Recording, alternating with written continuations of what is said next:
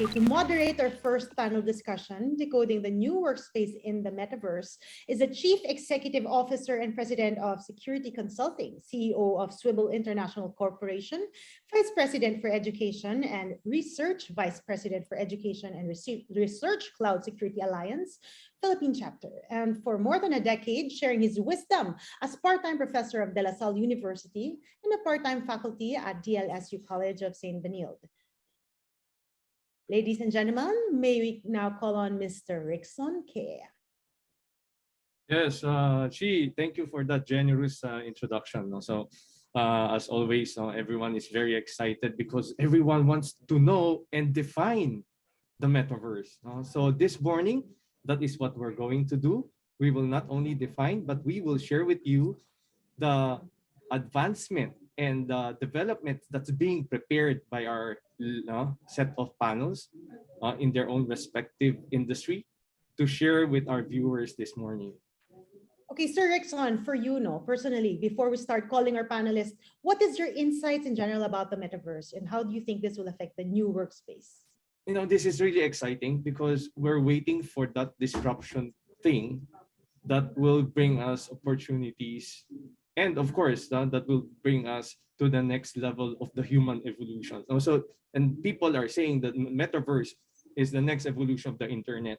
So imagine if most of you are looking for that disruption, this is the time that you should be prepared and aware of what's happening now in this set of evolution. And you should not miss this. All right, great. Thank you very much, sir. I myself personally, I'm really learning a lot in this session, even if honestly I'm grasping on the technical terms. I see and hear the importance of cybersecurity in any angle of the business.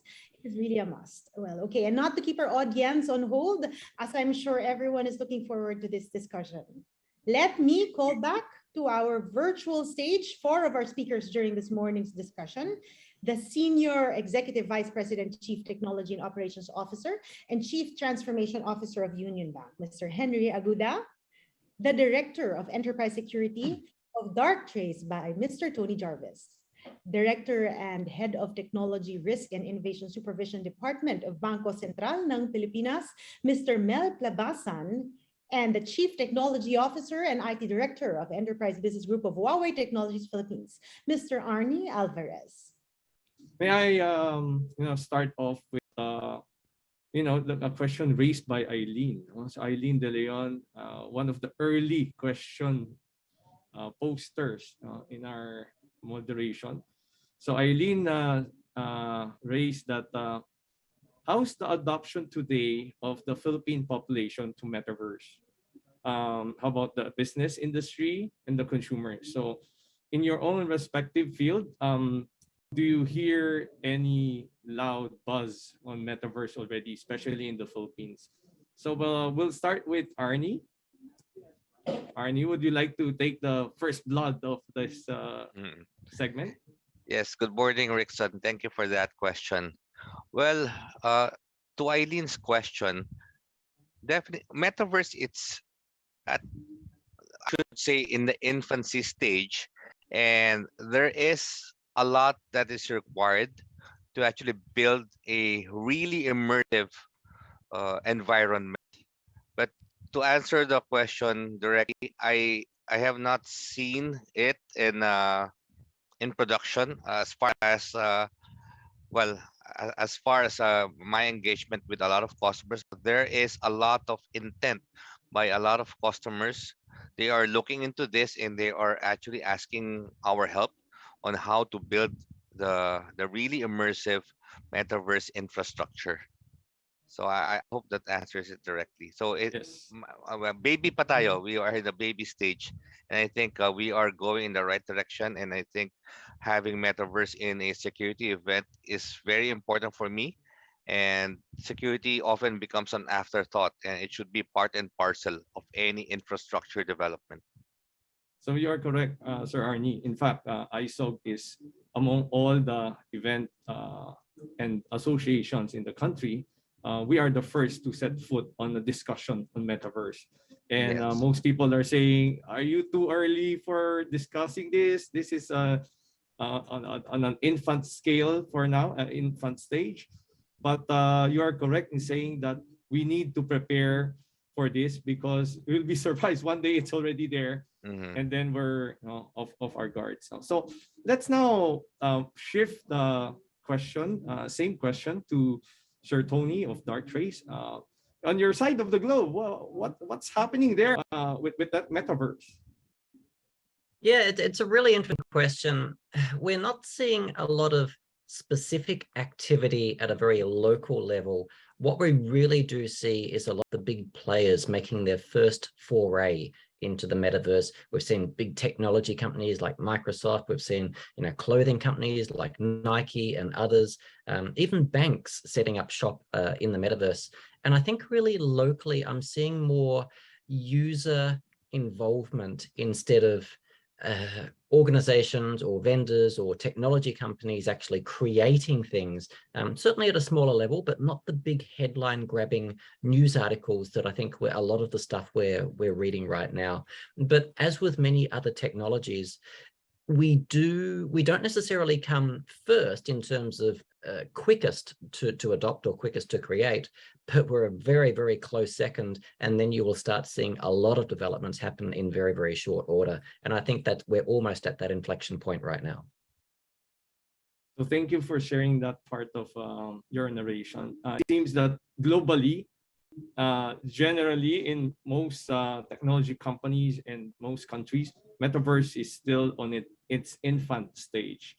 And thank you for verifying that, because if companies are scrambling to take first estate, it's like a real estate, the first grab of this technology, they'll be owner of this decade-long technology and platform. So it's very interesting, and it's happening globally, even in the country. So now we like to ask Sir Mel on the inside, on the government side, in terms of companies looking at the metaverse. So how's metaverse specific to our government and the banking sector?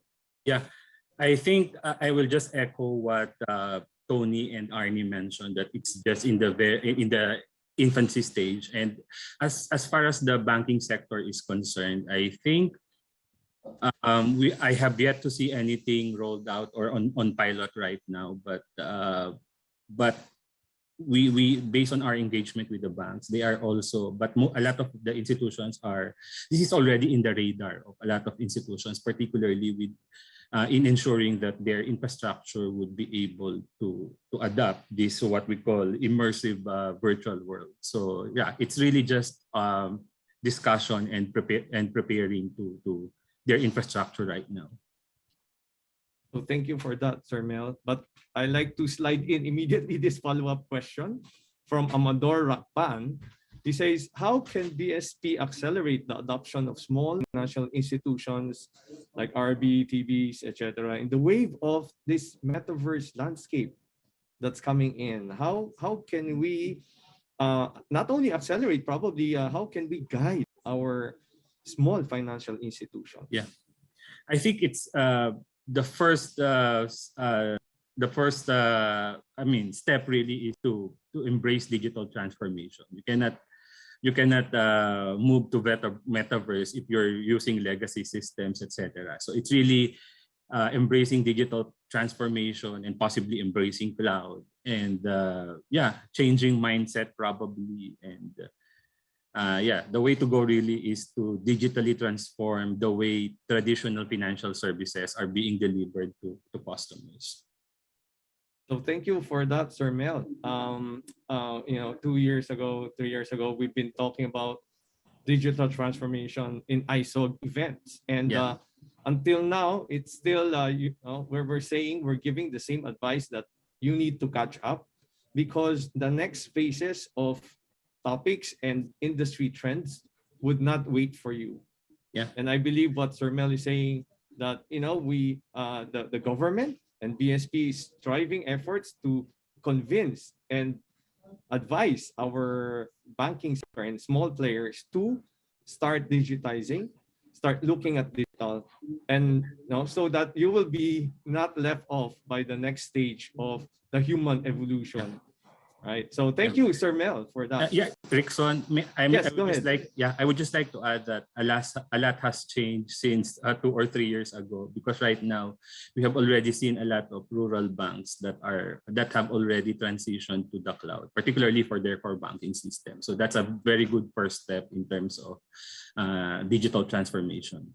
Yes, and We have more than 50 institutions already, rural banks and other smaller institutions that are in the cloud already.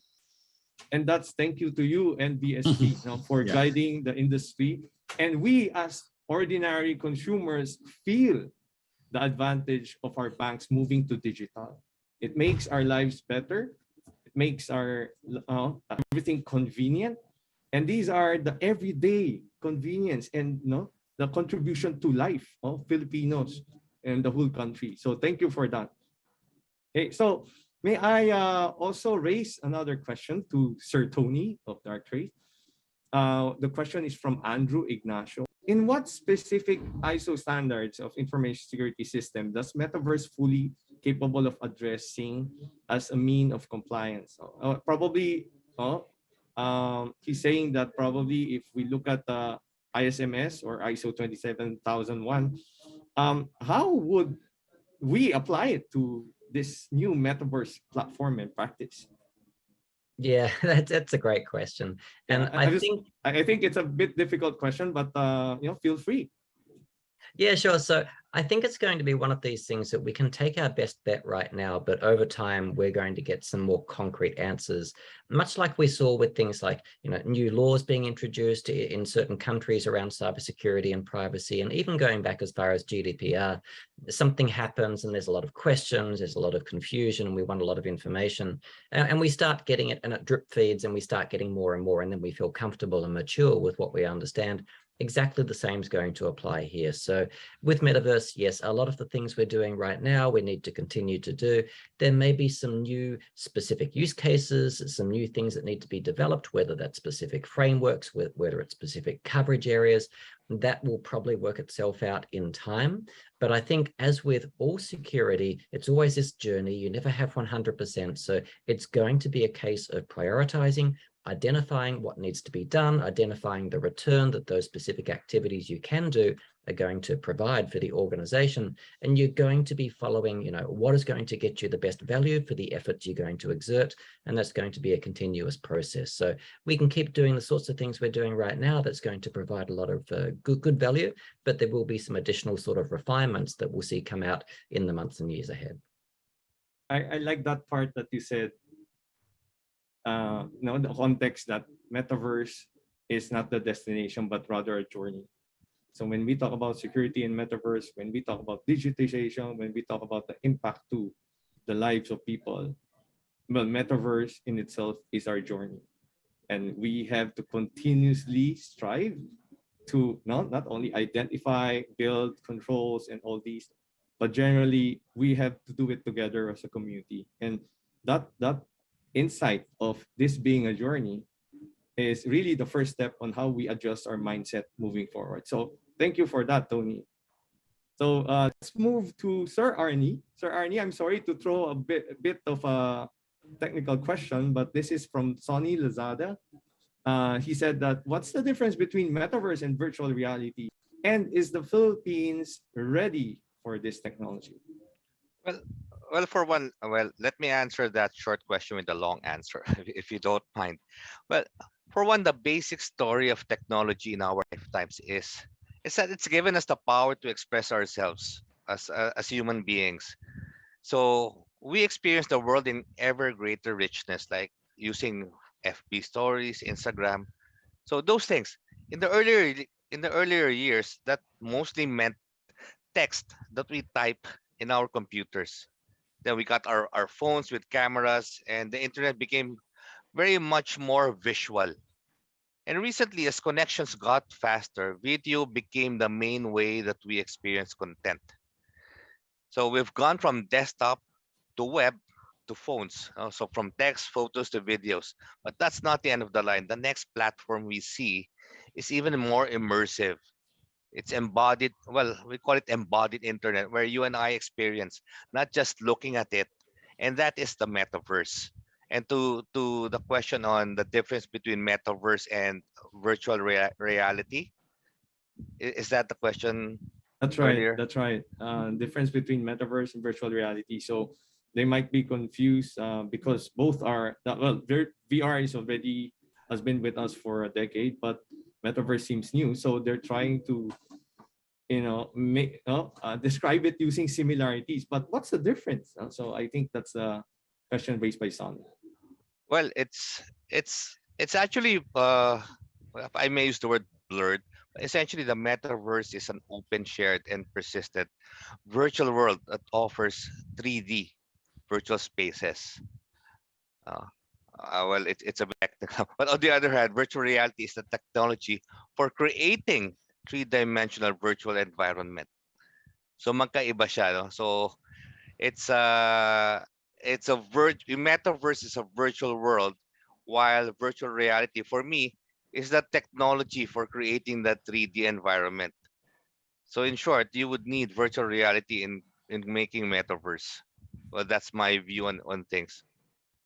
Thank you for making it the most English definition of both. It's very difficult, but yes, but you hit the dot. That is correct. One is the tool that will transform that environment, but the platform itself is the metaverse. So later on, there will be the mix of these two definition in one universe, which is the metaverse. So, but there's a follow-up question: is the Philippines ready for this? What's your insight, Sir Arnie? well, I am a very optimistic person. The Philippines is actually ready for it, in the sense that if you will take a look a lot of a lot of news that Philippines is where nauna yan, di ba? Text capital of the world, and then Facebook. So people in the Philippines, we like those communication. We like communicating essentially. So as I mentioned earlier, we've gone from text to phone to video, now immersive. I think we will be excited. But to your question again, to the previous question that I answered, we need to have a very robust infrastructure to ensure that immersive experience, because metaverse is essentially giving that experience to people. What if yung nga 3D, but again the experience is very slow, just like having a video conference with a bad internet. Eh, I view it something like that. So we need to ensure that we have the proper infrastructure. But I think people are ready. It's just that we need to ensure that we have the proper foundational infrastructure. So thank you for that, Sir Arnie. That is correct. In every disruption, in every evolution of technology, the infrastructure and the platform is very, very important. They play an important role. That's why previously when we were talking about telecommunications, it's now considered as a critical infrastructure of most countries. But in the future, metaverse may be considered as a critical infrastructure in the future. But again, what we have shared, not unless we complete our current infrastructure requirement, we won't be able to move to this next phase of what we call the metaverse. So thank you for sharing that. And thank you also for encouraging us to build these infrastructure for us to pave the way for the future of the metaverse. So there's one more question that's very interesting. This is from Lenore Armentano. He says that how can government agencies, so probably not just government, but also our private sector, safely migrate on metaverse without jeopardizing data privacy? So data privacy has been a hot cake topic in this past few years. And how do we now move to metaverse considering that data privacy, there's a risk of on data privacy? So probably on the side of the government, may I ask Sir Mel, what's the side of the government on this?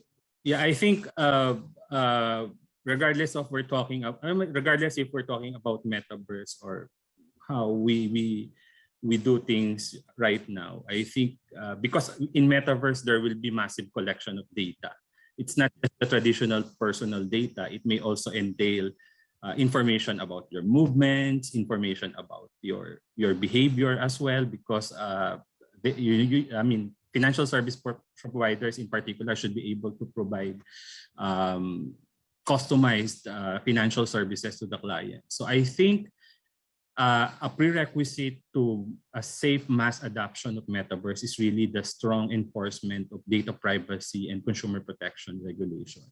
We really need to instill trust, and that's one. I mean, you cannot tell people to utilize Metaverse if it is not safe, secure, and cannot be trusted, right? So there has to be a strong enforcement of data privacy and consumer protection regulation, I think. Thank you for that, Sir Mel. So the magic word is trust. Okay, so let's now move to Sir Arnie. Sir Arnie, on the side of the private sector, what's your insight on data privacy on the movement towards the Metaverse? Well, my insight on that is, well, to the point of my presentation earlier, for those who've seen it, well, we need to ensure that data is protected at any stage of the life cycle. So that is going to be very important. And if there is a requirement to keep data for a prolonged period of time while ensuring tamper-proof, we have that systems in place. So we make sure that we help organizations comply, and we have been helping. In fact, FSIs or banks have been one of our biggest industry customers in the world, not only in the Philippines. So the biggest bank in the world is our customer. The biggest bank in Southeast Asia, the likes of DBS, has been using our system, and we will comply. We have the systems in place to ensure that regulatory requirements are complied with as far as data protection is concerned. So we would like to thank Sir Arnie, and of course Huawei, in terms of developing technologies to help us be secure, even with this movement. So we like to ask on the side of Tony from Darktrace, in the area of as a security provider, how do you ensure that data protection is applied when we move towards the Metaverse? Yeah, that's wonderful to ask. I wish more people were asking this and thinking about this as they make their journey to the Metaverse, because unfortunately what we're going to see and what we are seeing is exactly the same thing we've seen before.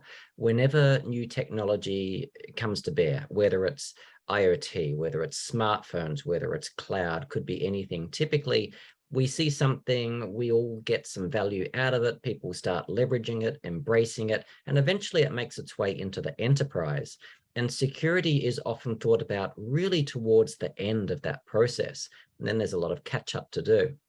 So I'm really hoping Metaverse doesn't happen like this, because unfortunately with Metaverse, we are exposing so much additional information, who we are, what sort of things we're interested in, all these different sort of various platforms and partners and technologies working hand in hand, integrating with a whole bunch of different services.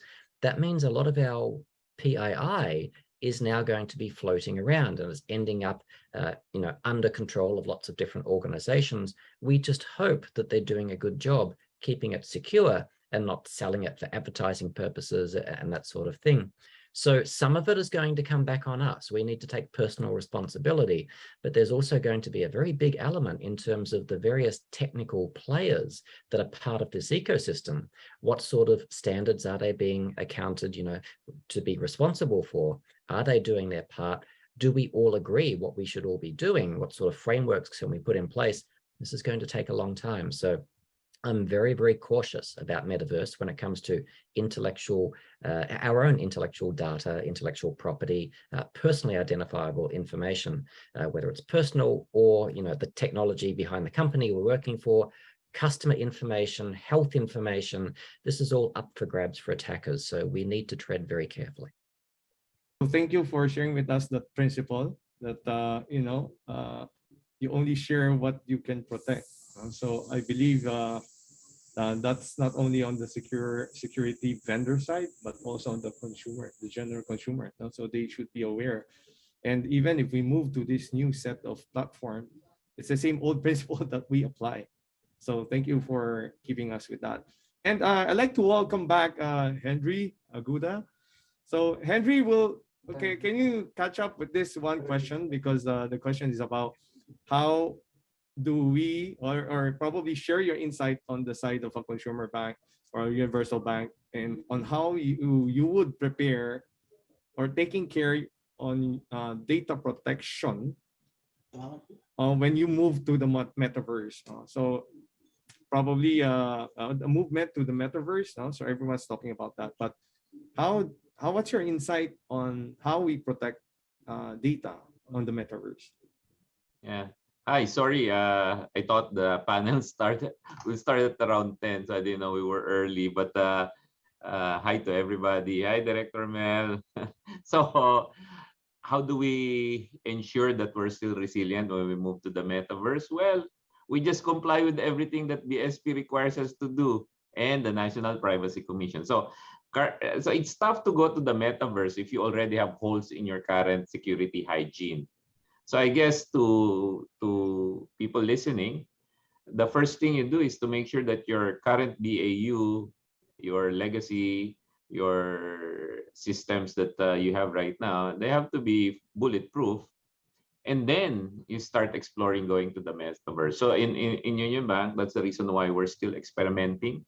Because one, it's evolving. Second, we're not yet there 100% in terms of going into that space, because we have a very strict CISO who always keeps breathing down my neck, making sure that we're twice, 3 times protected, and we have a data protection organization that really ensures that everybody does privacy by design and ensures that everything's secure by intent.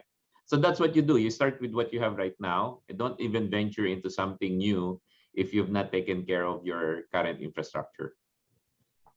So thank you for sharing with us the basic principles in protecting your infrastructure. So these are with the help of our government, BSP, and of course, NPC when it comes to guidelines on how to protect.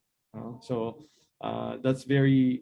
a good start when we look at the government to help us in that area.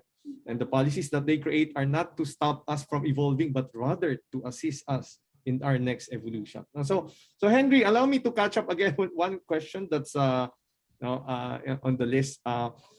Union Bank has been in the forefront of digitization. So everyone is looking at Union Bank as a model bank when it comes to exploring the new digital era, which also includes Metaverse. So you don't have to answer this if it's still a secret on the side of Union Bank. So what have you guys been brewing out? Like, what are you building like in preparation for this Metaverse? Are there bank services that you look to have or be one of the core service of Union Bank when it comes to Metaverse? Yeah, so no, there's no trade secret there. I think we're open to share what we're doing. So there are 3 fundamental building blocks for the Metaverse. At least that's what we think. One is you have to be full cloud enabled, and that's what we're doing. We're moving all of our compute resources into the cloud in the next 2 years. All validated, supervised by the regulator, of course. If you dial down several years ago, people don't want to go to the cloud, but now the regulators are encouraging the exploration of the cloud. So we're pursuing that. Second, blockchain. We're heavy into blockchain experimentation. We feel that blockchain will be the new framework for the Metaverse, and the story of the blockchain use cases that Union Bank has done. And third, that's when we're looking into new business constructs and model. So those things we're doing, including the aspiration to have the first bank branch in the Metaverse. So we're working with the likes of Arc of Dreams, Artifact, such that when the time comes, when the customers are ready and regulation allows us to do so, you will no longer go to our website or our physical branch. You'll put on our goggles, and then there you go, you transact with us. So we're doing that. We've not launched anything in that respect, but our approach has been intentional. And I can't say we'll be there this year, but maybe early next year. So Henry, I can't wait to wear the UBP goggles to taste the Metaverse coffee that you will offer in the first branch, your first branch in Metaverse. So we can't wait to try it out. Now, how would coffee taste like? A digital coffee taste like? No? So, well, everyone can't wait for that. No? So thank you for sharing that. And all the other banks, I think you already have a blueprint of, the strategy of Union Bank. So it's not a matter of catching up. It's a matter of when we can do this together. So I believe, it has to be a community effort always. That's why ISOG has always prepared such events and forums for everyone to be informed and to be continuously at par with what's happening in the industry. So we have one question from our very own Alvin Punsalan. So he was raising, and I think this is directed to Sir Mel. Will BSP be issuing new circular to cover the Metaverse? Sir Mel? Yeah.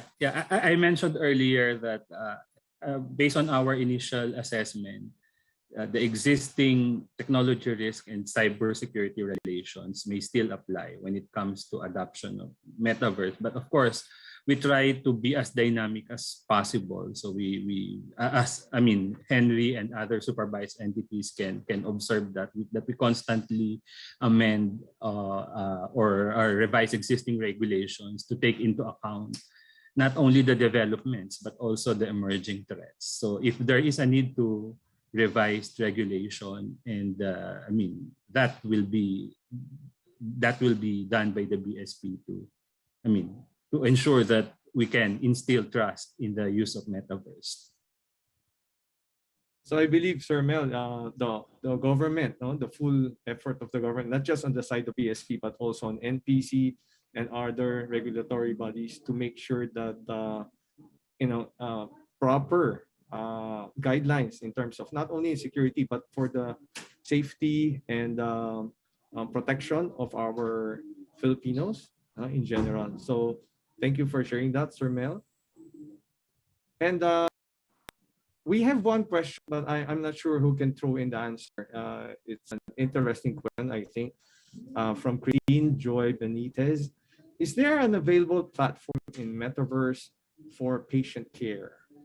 So probably she's looking at the area of HIPAA and then, to talk about security in that area, but it's a healthcare area.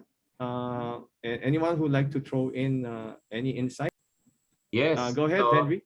Yeah, so we just had a tech session with the technology provider, and they have uses for remote medicine as well as remote consultation and what have you in the healthcare business using the Metaverse, where the concept of which is if you have high value surgeons, they'd be able to interface in the Metaverse, and on the other end of the communication line is a robot that's doing the surgery. Of course, it's limited application. So I'd like to also share that that thing is being explored by a healthcare provider here in the Philippines also. So I'm also part of the InLife Healthcare, the fully owned subsidiary of InLife. And we want to explore it. We want to see how it can be applied in the Philippines, where you have doctors in Manila doing operations in the province, but in Manila, they are in a Metaverse, and there's a medical robot somewhere in the remote regions that are able to provide the surgery. So very early stages, but we feel that in the next coming years, you'll see some use cases in the healthcare using Metaverse in the Philippines. So thank you for sharing that. Henry, you're wearing so many hats. So I'm wondering, when we are already on the Metaverse, how many skins would you be, shifting to. But Henry is correct. When we're talking about the application of these bots on healthcare with combination of these experts being integrated into the metaverse, which allows the actual digital gap of those people from far-flung areas to get medical services. And I believe metaverse is colorless, not discriminatory, and everyone would be impacted by the metaverse. So that is one area that we might all agree to. And we'll proceed with the next question. Again, this is from Maria Barejan Padrique. Again, I'm sorry, Sir Mel. They're very, very interested. That's what BSP is planning for the metaverse. No? There's a question: is BSP ready for metaverse? What current programs that BSP has to prepare financial institutions? I think some of them you have already answered. Yeah.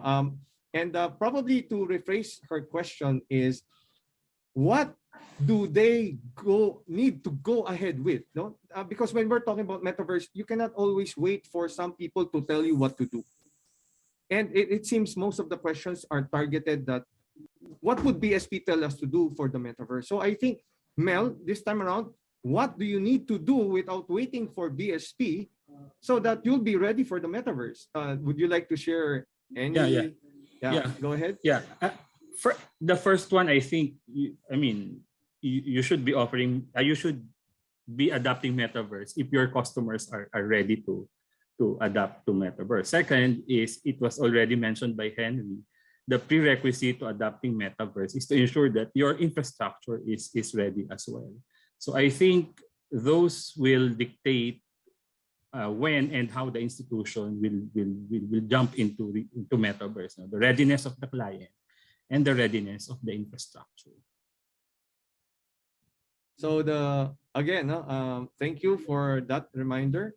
I hope our audience coming from financial institutions can start already. Even if you are in the IT department or security department of your bank, you can still go ahead and do a lot of things in preparation for metaverse.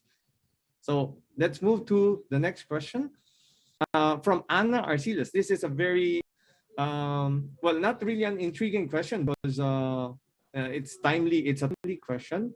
So her question is, this is for all. So how do we keep crime out of the metaverse?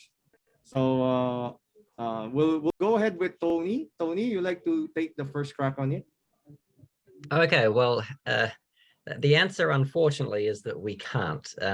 We can't keep crime out of what we have right now. We certainly can't keep crime out of the internet, out of the metaverse. If anything, it's going to get worse. What we do need to do is to make sure that we go into it understanding the risks, taking the necessary precautions we can be to minimize the chance of anything going wrong. But certainly if we are active in the metaverse and we're talking about the various organizations adopting it, that they understand what sort of things they can be leveraging to protect themselves. Just as today we use email, we have email security solutions, we will see more solutions being developed specifically for the sorts of risks that will emerge in the metaverse. And there's some of the things that if we are going to adopt and embrace metaverse, we're going to need to consider doing that in line with having the various protections in place at the same time. So thank you for that. Mel, do you like to add anything on? I totally go ahead. I totally agree with. I totally agree with Tony that it's impossible to completely eliminate crime in the metaverse, because essentially with metaverse, the organizations and even the user participants are still exposed to the same, let's say, phishing, data theft, probably malware and ransomware attacks. But what's challenging with metaverse really is because of the unique infrastructure by which metaverse is built. I mean, you need to also consider the additional challenges, like it was Tony here mentioned about, there will be massive use of NFTs probably or crypto, so that's an additional threat surface that we should all address. But I think that the more important thing really is for organizations to keep on to be proactive and to keep on exploring solutions that will make this ecosystem resilient. Yeah, I mean, I didn't mention secure, right? Because what we are, I mentioned resilient because what we are exposing right now is really not cybersecurity, but cyber resilience, because it's really impossible, as mentioned by Tony, to eliminate crimes, whether, I mean, whether in Metaverse or in the environment that we are in right now. So Arnie, you'd like to add to what statement can you give the criminals when it comes to the Metaverse? Well, I like to echo off to what Tony and Mel mentioned, and also Henry, that well, we need to be prepared, and there is going to be an increasing uh, surface area which hackers would be very excited to try and penetrate. So one thing about new technologies is it's not something that a lot of people know about, and if ever it starts booming, and hackers are very intelligent, so cyber criminals. So as early as now, I am certain that they are trying to find ways on how to penetrate the metaverse once it actually starts booming, and we need to be very mindful that they are there, and we need to make sure that we have the proper infrastructure. So it's basic, and we also need to educate a lot of people. If we will go back to actually WannaCry, they actually the study did during that time was spam and also lack of employee training made up majority of the ransomware attacks. So everything will go down to the basics, and I think the metaverse is just an added avenue for hackers to play around with.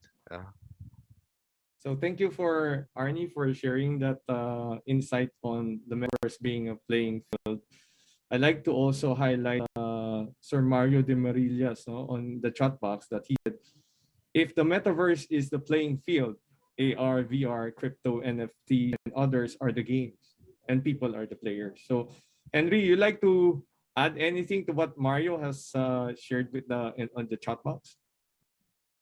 It seems that the playing field, the new criminals, the criminals that's coming in, the playing field is the Metaverse. How can you, what can you say about that insight? Sorry, Rick.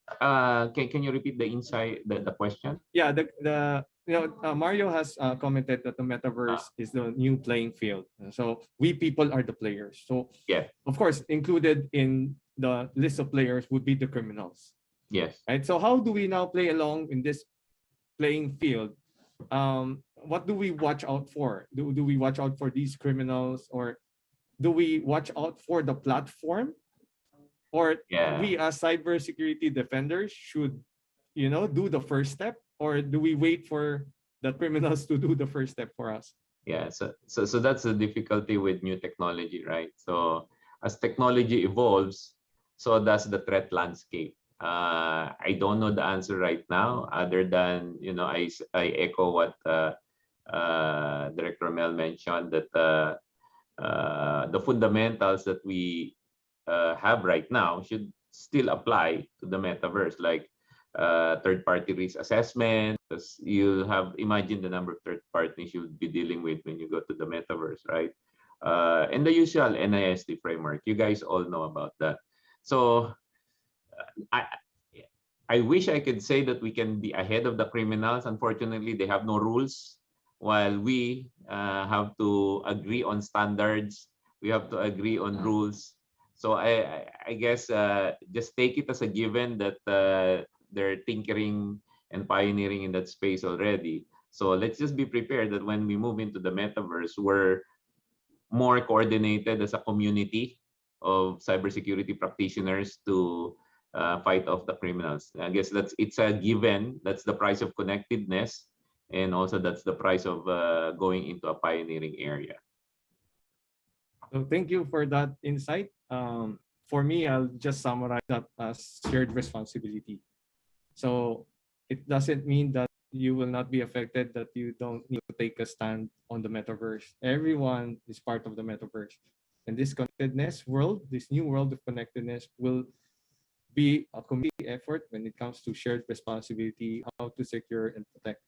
So I think everyone agrees to that. We're nearing our last few seconds and minutes of our session. We'd like to ask for your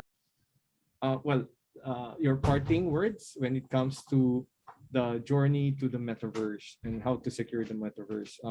We'll start with Sir Mel.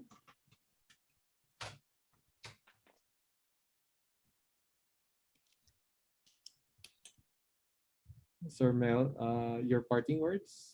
Or probably we can start with Sir Arnie. Sir Arnie. Okay, so thank you, Rick. I think Mel got disconnected.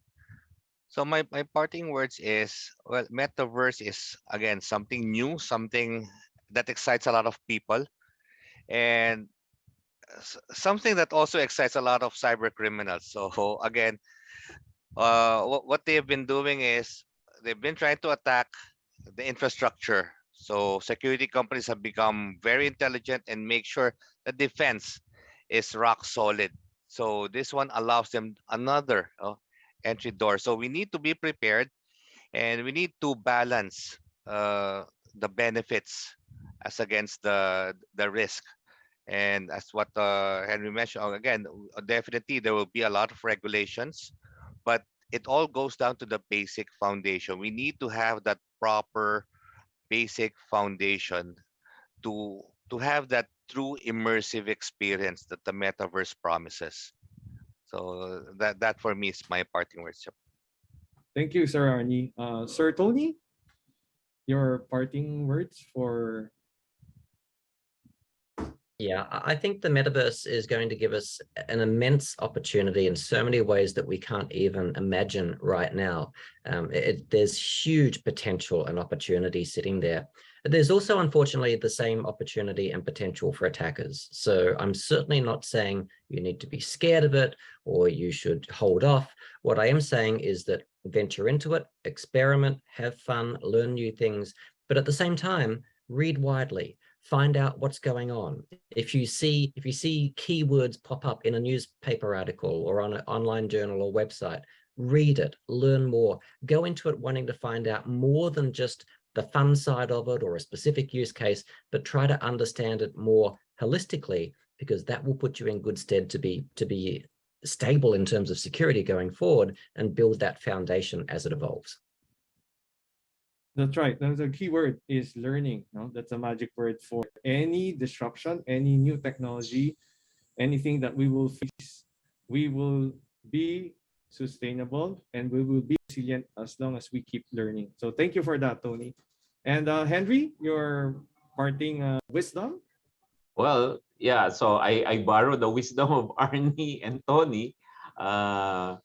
Anything new, you just have to learn, and that's the only comfort that you will get by knowing more about something that you don't understand. And as I ended my keynote earlier, making the metaverse resilient and secure starts with you guys, and you guys are the ones going to secure it for the future. Thank you very much. Okay, thank you for that, Henry. So we're waiting for Sir Mel, but while Sir Mel is trying to learn, so I think to summarize what we have been talking for the past 30 minutes. Well, metaverse right now is being defined. So there's not a fixed definition yet. And until now, we continuously develop things on something that we haven't developed yet. So there are a lot of ideas and a lot of things being developed on a platform that's not there yet. And that's why it's very difficult to prepare for something that's not there. But again, the trick here, as what have our panelists have shared, learning. The word learn is very important at this stage.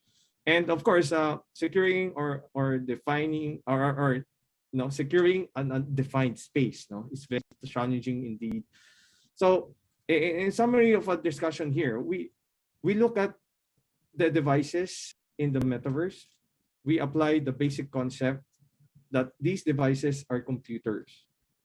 And everything that's inherent to a computer, the vulnerabilities, the advantage of computers, the vulnerabilities of computers are carried out on the metaverse. So that means in the metaverse, it's the same risk that we're opening up, the same vulnerabilities, but it's on a different platform. And the evolution of Meta has its own inherent weaknesses that we need to protect as well.